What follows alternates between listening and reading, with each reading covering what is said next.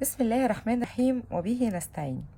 انا جايه النهارده علشان ارد على كل الاسئله اللي بتغلبكم في الدايت. اول حاجه خلوني اشكر دكتور احمد عمر اللي وافق ان الدايت بتاعه وشغله ينزل بدون اي مقابل على السوشيال ميديا وعن طريقي، عشان الناس تستفيد بيه، لانه كان مقتنع ان ربنا رزقه بعلمي وانتفع بيه، وهو حابب ان ينفع بيه الناس. لان الدايت مش بس عشان يبقى شكلنا حلو، ده عشان كمان صحتنا تبقى حلوه. فخلوني اكلمكم عن اول اسبوع. اول اسبوع احنا عندنا اختيارات كتير قوي في الفطار. هنختار منها حاجه واحده ومعاها نص رغيف عيش، ومعاه شاي بلبن او نسكافيه. ما بتشربوش شاي بلبن او نسكافيه، بلاها النسكافيه، بلاها الشاي بلبن، مش لازم خالص. في الغدا عندنا تريك.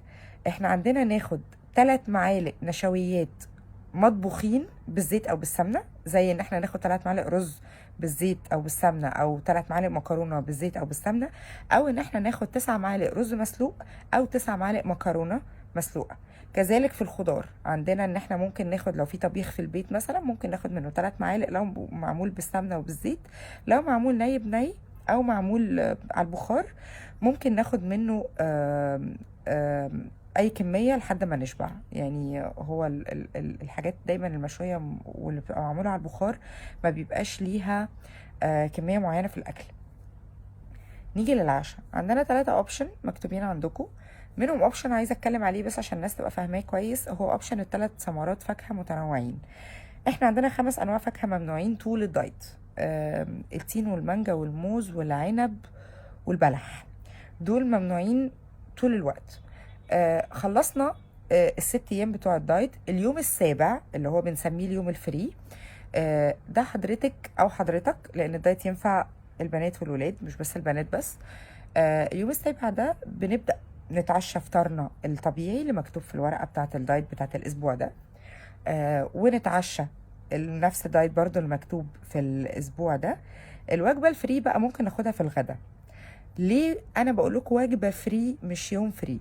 عادة عن تجربة شخصية، وده كلام الدكتور ليا، اني لما باخد اليوم الفري، لو المفروض ان انا انزل الاسبوع اللي بعده 2 كيلو مثلا، لا انا ممكن انزل كيلو، ممكن انزل كيلو 200 جرام، فبيأثر شوية.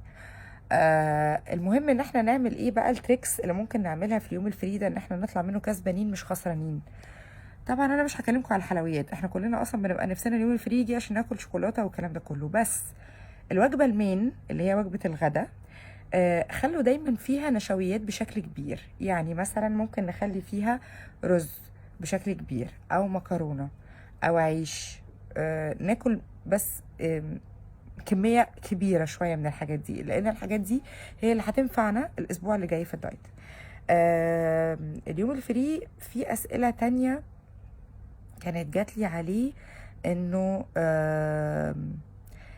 بتنزلي قد ايه كل اخر اسبوع، او انا بنزل قد ايه في الاسبوع.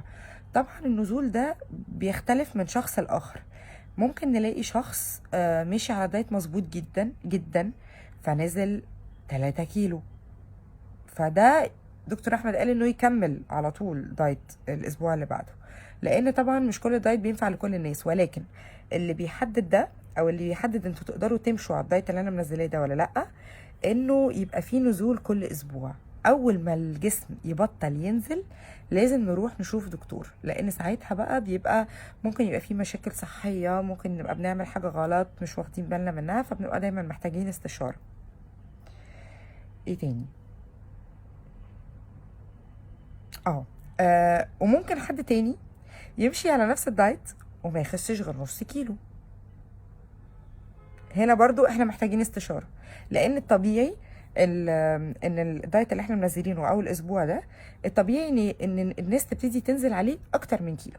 لو مشيت اكتر من كيلو يبقى انت كده الحرق بتاع جسمك تمام ومظبوط، فانت تقدر تكمل الدايت اللي احنا عاملينه عادي. ولكن طبعا الاحسن ان لو في حصل اي مشكله، او النزول بتاع الجسم مش منتظم وقليل، لازم طبعا نستشير دكتور، لان ممكن كده يبقى في مشكله في الحرق او في الغده او whatever. ده بالنسبه لاول اسبوع. هصور لكم فيديو تاني هنزله الجزء اللي جاي ان شاء الله بالنسبه لبقيه الاسابيع، وبالنسبه لبقيه الاسئله اللي كل البنات والولاد بيسالوا عليهم.